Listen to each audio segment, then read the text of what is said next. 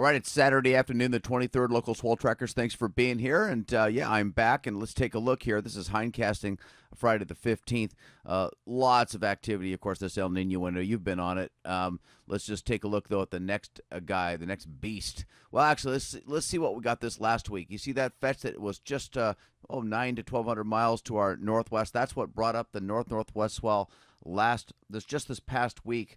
Wednesday got up to 20 plus. It got big, a little sketchy on the conditions, and then this thing dropped rapidly because you can see it really passed by rather quickly, and so that thing dissipated rather quickly as well. So the pro juniors at Sunset Beach had some 6-footers from that remnant swell. Now we are looking at Saturday the 23rd. This is what the models are looking like. Big spinner up here is going to be consolidating. Let's go take a look at that for a new west swell that's already showing on the buoys. Okay, so here's the current models, and again, this thing is not very far away from us, and we have a beautiful west-northwest swell from about 290 to about 310. So there's partial shadowing for Niihau from Niihau and Kauai at 294, and so we'll see a partial shadowing, but I don't think very much. I think this is going to be a beast. Okay, now this thing, you can see there are a couple phases. It actually started way off here north of Japan, tracked across. We're seeing some long period forerunners today, but only 2, maybe 3 feet of swell at long periods. But Waimea is only showing about a foot of it, so it's just barely there. But tomorrow, Sunday, will be rising all day from the west-northwest from this guy. The first phase will be filling in about 5 feet, and then should be, 8, possibly 10 by the afternoon. And then this segment of the storm that's really close to us is going to be Monday. That thing's going to be 15 to 20, maybe 25 feet right here. And this is Monday the 25th models. And we have another storm coming off here. This low bombs off of Japan, meaning the pressure drops rapidly and deeply. Let's kick in the animation and take a look at that guy. This is going to be the beast that brings in what could be the biggest waves of the season. The only issue here is it's moving quickly east, and it's crossing the Great Circle rays relative to Hawaii. So it's going to be going sideways to what we like this thing to do is have a captured fetch and move our way. But still, the storm is so big. We had up to hurricane force winds, and some of these seas in this thing are over 40 feet, and they're only 1,200 miles away. So starting in the animations again, that thing heads off and sends giant waves off to California and, of course, the Gulf, and bringing us waves of 20 to 30 feet is what we're claiming Wednesday late in the day into the night and possibly Thursday morning. And the issue with this guy, you see there's going to be an associated front. There's going to be southwest Kona winds associated with it, pushing the high pressures off here. The ridge is going to move down, and the winds are going to be veering. Not the best winds, but the southwest winds will be light. That is key. The winds are a factor for the Quicksilver Eddie Aikau Big Wave Invitational. Jaws, I'm forecasting 50 to 60-foot faces that the guys will paddle into with perfect offshores from this guy right here. So let's go ahead and continue to loop. We see one last storm on the system with a captured fetch moving directly our way. The track of the center of the storm and the following fetch. Yep, we ought to see some 8-footers from this one Friday the 29th. And let's go ahead, since this is a special scenario here, let's go ahead and loop through. This is the one 15 to 20 west-northwest, and this is the one here 20 to 30 plus on late Wednesday, Thursday. What an El Nino week. Okay, now a little peek down under. We have this tropical cyclone Victor here that's sending us some waves. This is going back last Saturday. This is only about 2,300 miles away, this system. It pretty much spins out there for a while. It's just not the right angle. It's compact. It's not going to send us much more than 2 feet. We're seeing that south-southwest today.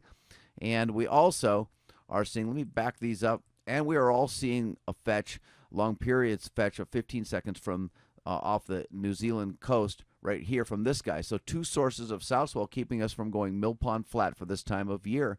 And there are the guys right there. We'll go ahead and run through. And then after these fade, we go into quite a bit of a doldrum here for the southern shores, which is to be expected. Well, we will be seeing plenty of wrap to make up for it. Here's today's model showing the remnant Victor here. And here's what I'm going to show you. Really nothing much. Big blues there showing the high pressures. And any storms that are out, they're out of our swell window, sending off to the South America. This last guy that you saw is way down by the Ross Ice Shelf, and with a zonal or west to east track, we're not going to see anything. And if anything, it looks like we're out of the loop from down under till further notice. Okay, let's take a look at the jet stream. It's dropped. There are some pockets of 200-plus winds. Look at how elongated that is. Look how low it is. It's about, 600 to 900 miles lower than it normally is. See how it's rising here later in the forecast, but it still has some those really great winds. It's still super powerful, and the El Nino winter is going to continue, although after this coming week we will see a bit of a break. Down under, that southern branch is not producing any, that's not supporting the development of any surface lows. And we're just going to have to depend on RAP for southern shores here for the time being. Okay, the hand-drawn surface charts, they say a lot. See all those ISO bars up here from the low pressures?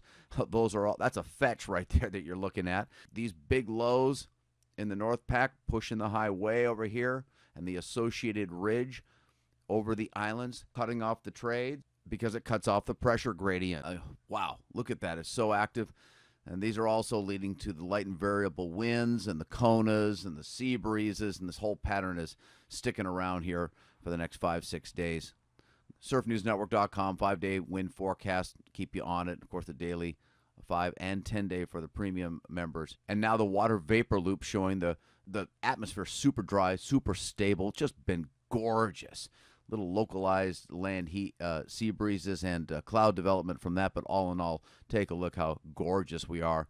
Normally you see all these browns further north, but again, that jet stream right there, you see the upper wisps are caught in that jet stream flow. We'll wait for that front to bring a little bit of weather. Highs are about 80 degrees. They feel warmer, and lows about mid-60s. I'm telling you, it's pretty chilly at night.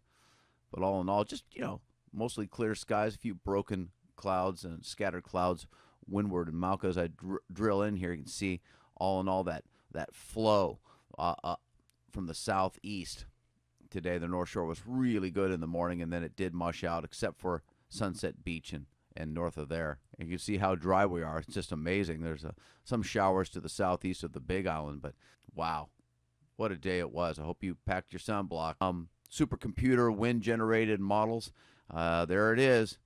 That's the one for the west-northwest, filling in tomorrow, peaking Monday, pulling in some beautiful models of the winds at the surface. There's Victor down there. And I don't know what the name of this one is, but that's the big fat west-northwest storm. Let's call her beautiful, and she'll be pumping us up big time here, especially late Sunday and Monday, 20-plus feet. We haven't seen a nice fat west-northwest in a while. And brewing over here is the next big storm for middle of next week. And that's your local swell tracker. I'll see you back here in 10 days. Aloha.